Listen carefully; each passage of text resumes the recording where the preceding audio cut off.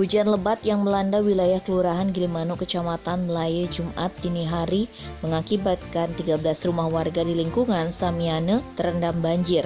Tidak hanya itu, 2 pelinggih milik 2 kepala keluarga di lingkungan Jinang Agung amblas.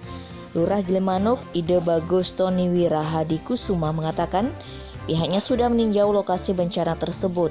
Dari hasil tinjauan, 2 tempat ibadah milik warga amblas sehingga mengalami kerugian mencapai 100 juta rupiah.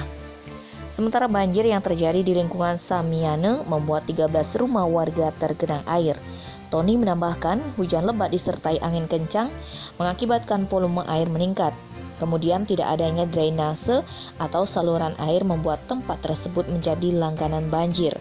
Pihaknya sudah melaporkan kejadian itu ke Pemkab Jembrane dan berharap ke depan ada penanganan banjir di wilayah tersebut. Tim Bali Express melaporkan.